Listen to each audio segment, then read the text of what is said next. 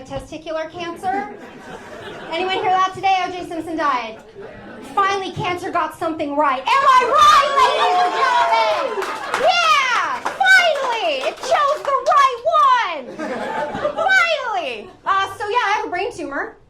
I do. Yeah, but I'm sorry to disappoint you. It is benign. It's like the Diet Coke of brain tumors, right? Like it's not quite the classic. It's not the real thing. I was diagnosed in 2020, which, as you might recall, was the year where absolutely nothing happened. Absolutely nothing. The system was clear. Healthcare was at its peak. Meanwhile, I was having 10 seizures a day on my floor in my tiny apartment by myself with my 2 cats. That's what I was doing instead. But, it was good because I'm alive. So far, everything's going good. And now I get to die the way a normal Torontonian dies, right? So I'm either going to get hit by a streetcar, or maybe I'm going to get stabbed by a raccoon, or maybe I'm going to trip on a pigeon. Okay, so I got to tell you something, guys. Tripping on a pigeon, right? You're like, what?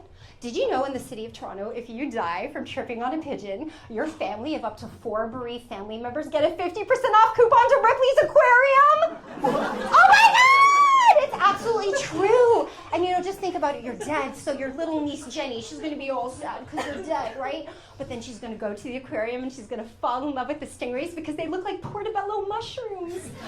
And then she's going to grow up to be a popular marine biologist with a TikTok account who goes on to win Survivor. Wow! That's even more money for your family. Sometimes things happen for a reason, Yeah. I work in television.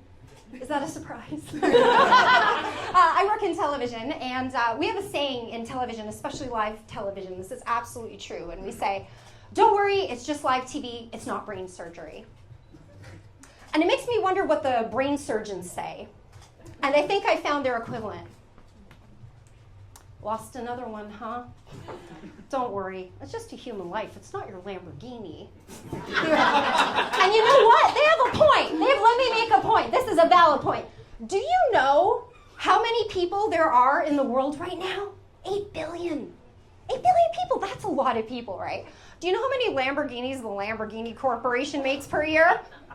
8,405. So we have 8 billion, 8,405. You tell me what's more precious. It's just simple math, really. And I can't compete. I can't compete against a Lamborghini. When I'm just sitting there in a parking lot, random men just don't take selfies in front of me for their dating profiles. They don't do that. And no one even turns their head when I say, vroom, vroom. It really bums me out. It bums me out a lot. In TV, we have live cuts. Coincidentally, so do brain surgeons. In TV, we have dead air. Brain surgeons can just have dead. I do have some bad news for you, though. To keep me alive and kicking, I've cost you a lot of money in taxpayer dollars. A lot of money. Easily over $100,000 at this point, so you're welcome. This is what you got. But I gotta tell you, I'm worth it. I am. I promise you, I'm a good person. I'm a really good person, okay? I use paper straws. Yeah. And when I talk to old people, I'm not that mean, right? I can be kind to them enough. I totally screwed up that joke, but that's okay. And when I swear at people, I just do it under my breath. So in conclusion, wow, he took it very seriously. No, it's a joke. In conclusion, I'm worth your tax dollars, and I'm very happy to be here. So thank you, and thank you for your money. I appreciate that. So I was going to see a brain surgeon for a while, and we decided what we were going to do with me. He chopped me up. And he was going through the options, so he said, okay, we're going to take out part of your right temporal lobe and your hippocampus. Now, I don't know if you know what your hippocampus is for, but it's to regulate emotions. So it seems like a really bad idea to get rid of my hippocampus. And I said, I don't know, I'm not comfortable with that. That seems like a bad idea. And he said, Nikki, let me tell you something. I've been doing this a long time. And I can tell you with absolute certainty that none of my patients have reported any difference whatsoever. To which I responded, that's probably because they lost their hippocampus.